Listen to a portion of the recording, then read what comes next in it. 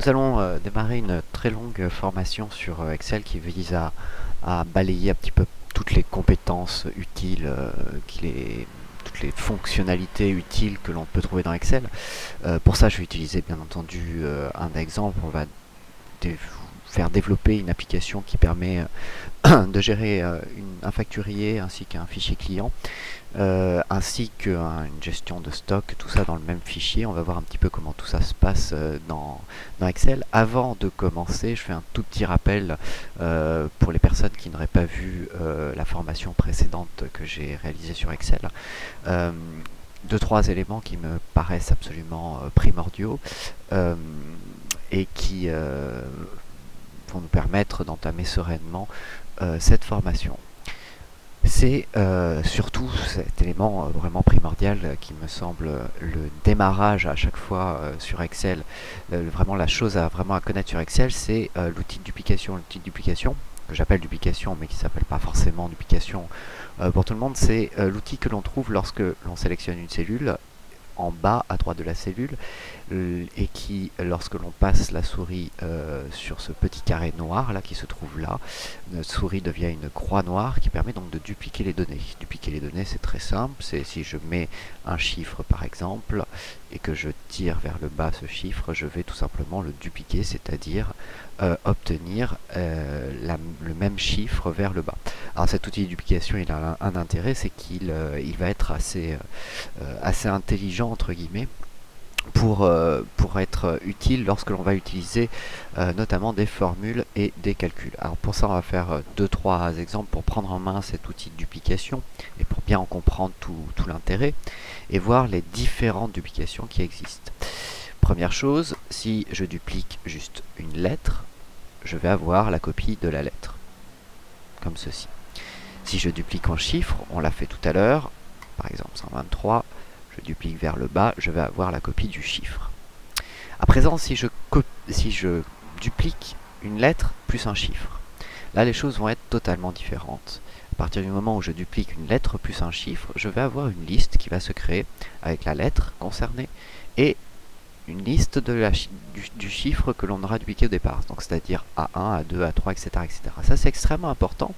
Pourquoi? Tout simplement parce que ça montre que si on met le nom d'une cellule en référence et qu'on duplique cette cellule-là, ce nom de cellule, il va automatiquement, tout simplement, trouver la ligne suivante. C'est-à-dire qu'ici, si je fais référence à la cellule A1 et que je duplique, automatiquement, il va me dupliquer, il va me trouver la ligne suivante, c'est-à-dire A2. Vous savez que sur Excel, on a nos colonnes qui sont numérotées par des lettres et nos lignes qui sont numérotées par des chiffres.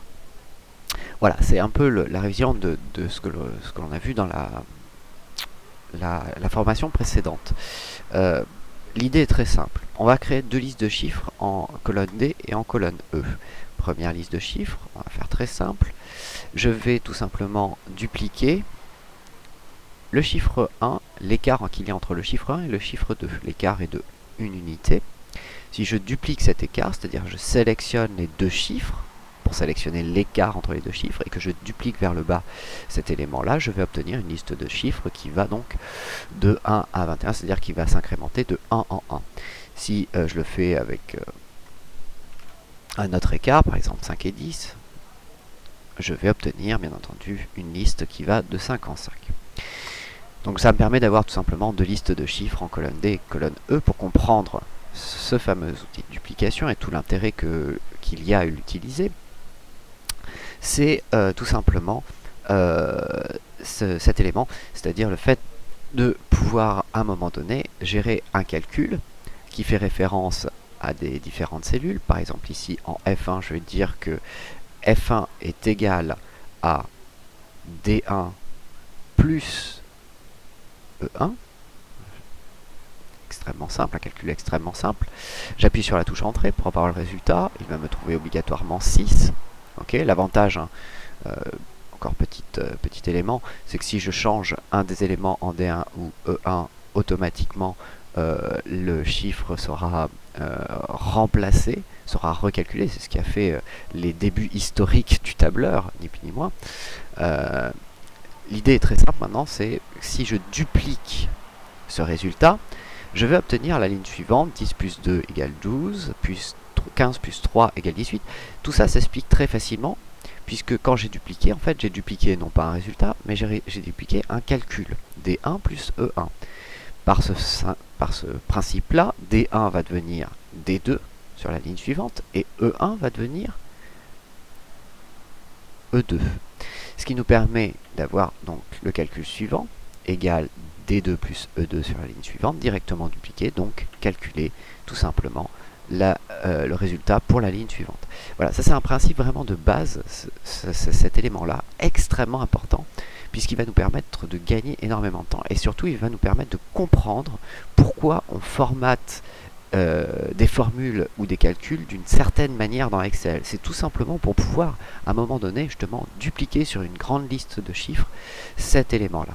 Et c'est ce que l'on va tout simplement faire régulièrement dès que l'on va avoir un calcul. C'est-à-dire penser en amont comment je vais pouvoir dupliquer ce calcul, comment je vais pouvoir créer une formule qui me permet de dupliquer le calcul vers le bas et donc de gagner énormément de temps. Ça c'est un principe qu'il faut vraiment prendre en main, j'insiste assez lourdement là-dessus, puisque c'est un principe phare dans le tableur, dans les tableurs. Ça fonctionne sur tous les tableurs existants, bien entendu cet outil est toujours là. C'est ce qui permet d'aller très rapidement, beaucoup plus rapidement qu'avec notamment une calculatrice. Voilà, cet outil de duplication, si vous voulez le prendre en main, je vous conseille très fortement de regarder la vidéo qui en parle sur l'autre formation, qui est beaucoup plus développée que ça. Je voulais juste faire un rappel là-dessus, puisque c'est, à mon avis, peut-être le principe de base, la chose sur laquelle que je vais utiliser beaucoup et que je ne vais pas vraiment expliquer par la suite. Attention tout de même à plusieurs choses. Lorsque l'on duplique, c'est bien le carré noir sur lequel on va cliquer et que l'on va glisser vers le bas ou vers la droite ou vers la gauche, d'ailleurs ça marche pareil, et non pas la croix de déplacement qui est cette croix là qui apparaît que lorsque je clique non plus sur cet élément là, mais si je clique sur les bords de ma cellule. Ça permet de déplacer le contenu d'une cellule. Donc faites très attention quand vous ferez ces manipulations de ne pas déplacer la cellule, ce qui aurait pour effet pas du tout le résultat que l'on souhaite avoir, c'est-à-dire pas une duplication, mais juste le fait de déplacer la valeur qu'il y a dans la cellule ou le calcul qu'il y a dans la cellule. Deuxième chose, quand on veut dupliquer, ne confondez pas donc la croix noire avec la croix blanche étant uniquement là, bien entendu, pour sélectionner. Donc lorsque l'on veut sélectionner une cellule, il faut bien avoir la croix blanche, c'est-à-dire cliquer en plein milieu de la cellule, et non tout simplement sélectionner en utilisant l'outil de duplication qui lui va dupliquer les données. Donc ça c'est vraiment quelque chose sur lequel il faut faire attention, parce que souvent il y a je vois souvent cette erreur qui est faite, des gens qui veulent sélectionner et qui utilisent l'outil de duplication, ou vice versa, des gens qui veulent dupliquer et qui utilisent l'outil de sélection, ce qui ne fonctionne absolument pas. Voilà. Ce rappel étant fait, on va commencer donc tout de suite, dès la vidéo suivante, le démarrage de notre exercice qui va nous permettre de balayer un petit peu toutes les grosses fonctionnalités de Excel.